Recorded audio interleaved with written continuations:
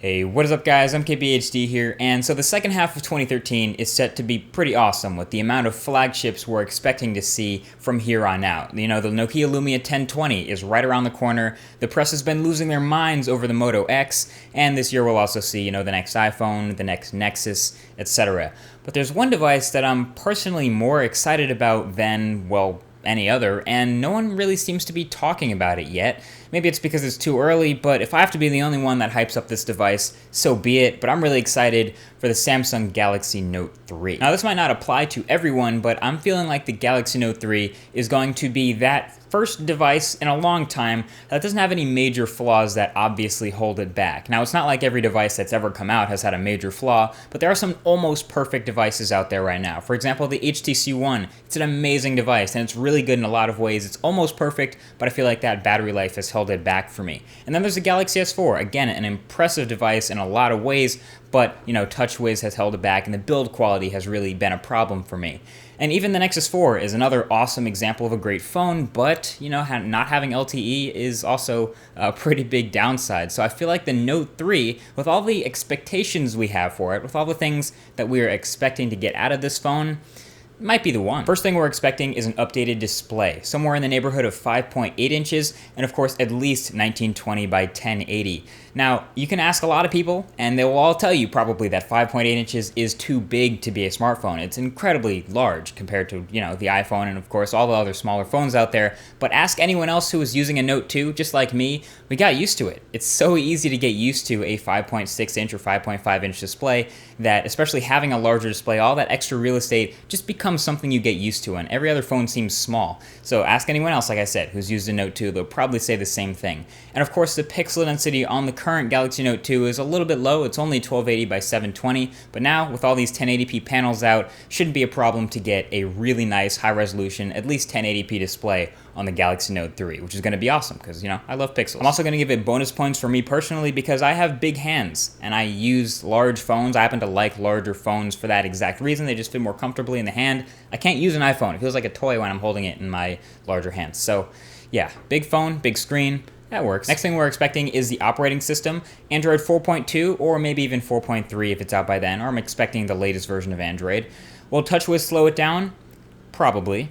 But obviously a lot of the Galaxy Note features will rely on that. Samsung builds a lot of new interesting stuff into TouchWiz.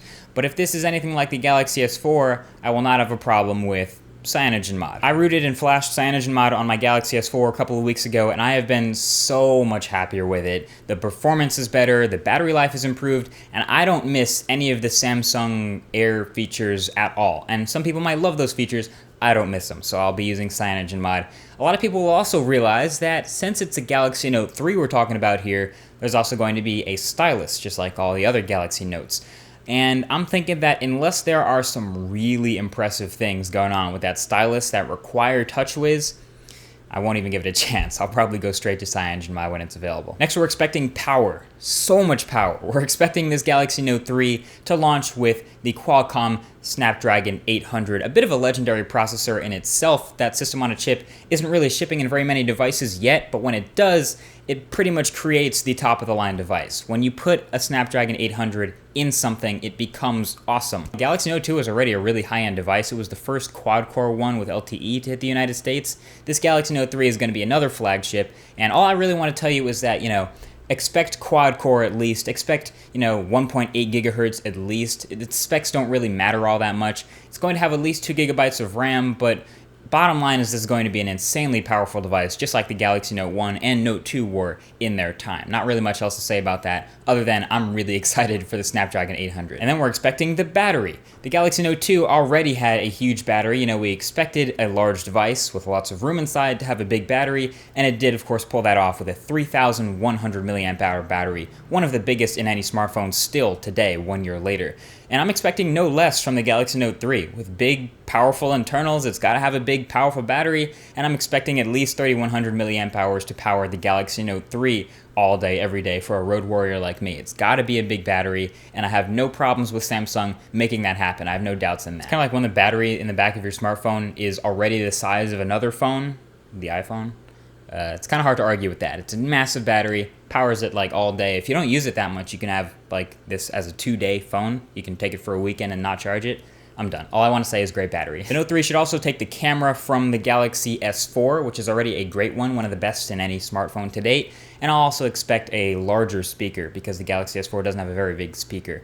So what about the build? That's one of the last and one of the most important things that would make this a drool-worthy device is the build. And well, honestly, I'm expecting something like a Galaxy S4-ized Galaxy Note 2. Let me explain. So when Samsung went from the Galaxy S3 to the Galaxy S4, they pulled off the miracle where they shrunk the actual size of the device, made the bezels smaller, and actually made the entire device thinner, and managed to fit a bigger screen and larger battery in this slightly smaller device. I'm expecting the same thing with the Galaxy Note 3 when you compare it to Galaxy Note 2. I'm expecting, again, that slightly larger display, slightly bigger battery, slightly thinner form factor, and overall sexiness. Bonus points, ceramics or metal. Ditch the plastic and you win the hearts of so many people, Samsung. I'm not expecting it fully from Samsung at all, but there's been little talks and little renders of, ceramic and metallic looking Galaxy Note 3s, and all of them look sexy. So basically what I'm trying to say is I'm more excited for the Galaxy Note 3 than I am for a lot of the other upcoming leaked and talked about flagships that are upcoming this year.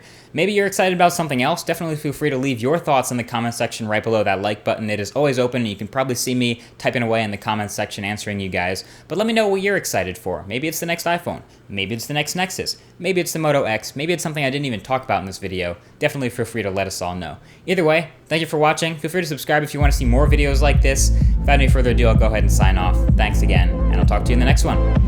Peace.